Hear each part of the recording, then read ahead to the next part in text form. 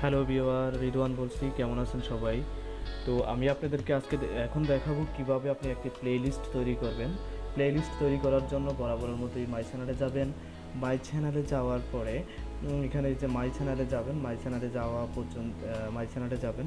মাই চ্যানেলে যাওয়ার পরে ভিডিও ম্যানেজারে আসলে ভিডিও ম্যানেজারে যাবেন। ভিডিও ম্যানেজারে যাওয়ার পরে এখানে দেখুন এই যে আপনার একটা পেজ ওপেন হচ্ছে। তো প্লেলিস্টের কাজটি হচ্ছে যে প্লেলিস্টে আপনি অনেকগুলো ভিডিও জমা রাখতে পারেন একই প্লেলিস্টে। তো একই প্লেলিস্টে আপনি অনেকগুলো ভিডিও আপনি চাইলে যে কোনো ভিডিওগুলো চেক করবেন, করে আপনি একটা নাম দিয়ে একই জায়গায় রেখে দিতে পারেন। তারপরে যাবেন এডিটে ক্লিক করবেন। এডিটে ক্লিক করার পরে আপনার এই যে ভিডিওটি এরকম একটি অপশন দিয়ে আসবে।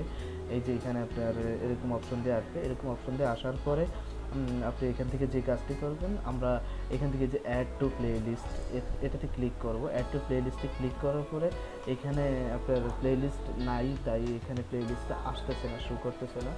তো এটার জন্য আমরা যেই কাজটি করব, এখান থেকে যে আমরা ক্রিয়েট নিউ প্লেলিস্ট এটা আমরা ক্লিক করব। এখানে ক্লিক করার পরে তো এখান থেকে ধরুন আমি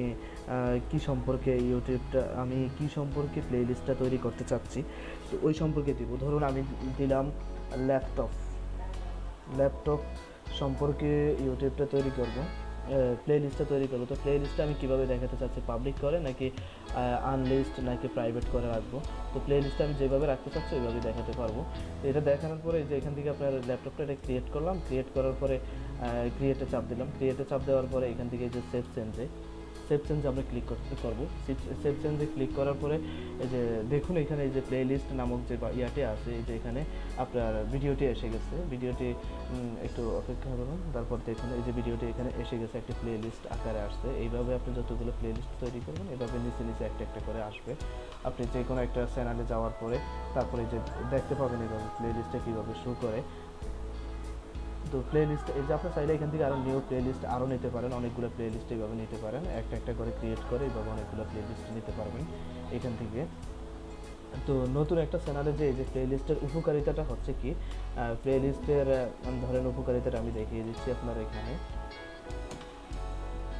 আমার চ্যানেলটাতে যে আমি এটা দেখিয়ে দেবো। তো এটার পাশাপাশি আপনি যখন প্লেলিস্টটা তৈরি করবেন, এখানে প্লেলিস্টটা তৈরি করার পরে এখানে আপনি দেখুন যে এখান থেকে আপনার এই যে আপনি এখান থেকে ভিডিওগুলো আবার অ্যাড করতে পারেন। আপনি এই যে প্লেলিস্টটাতে ঢুকুন। প্লেলিস্টটাতে ঢোকার পরে এখান থেকে চাইলে আপনি অনেকগুলো ভিডিও একটা ইয়েতে জমা করে রাখতে পারেন। আমার এটাতে এই যে দেখুন এইভাবে প্লেলিস্টগুলো শো করবে।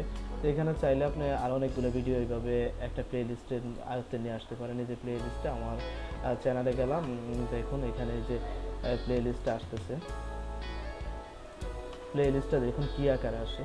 প্লেলিস্টের উপকারিতাটা হচ্ছে যে যখন আপনার ভিডিওটাতে কেউ প্লেলিস্টে ঢুকলে আপনার এখানে যে দেখুন ইউটিউবে mobile computer problem, Cox's Bazar local song, এই ধরনের ইউটিউবে প্লেলিস্টগুলো তৈরি করা। এখানে গেলে শুধুমাত্র কক্সবাজারের লোকাল সং আমি রেখেছিলাম। তো ওইখানে এই যে দেখুন কক্সবাজারের লোকাল সঙ্গে গেল। তো যাওয়ার পরে এখানে একটা গান যদি কেউ চালায়, একটা গান চালানোর পরে এখান থেকে এই যে দেখুন প্রতিবার আপনার একটার পর একটা গান এইভাবে আসতেই থাকবে, চলতেই থাকবে। তো এটার জন্য আর আলাদা কিছু করতে হবে না। এখান থেকে যে শেয়ার করতে পারবে, কেউ যদি শেয়ার করে এখান থেকে শেয়ার করে নিয়ে আপনার প্লেলিস্টটাকে দেখাতে পারবে যে আমি এটাকে শেয়ার করতে চাচ্ছি। শেয়ার করতে এই যে এইভাবে শেয়ার করে নিয়ে সে তার ইচ্ছে মতো ফেসবুক ইয়াতে দিতে পারবে প্লেলিস্টটাকে।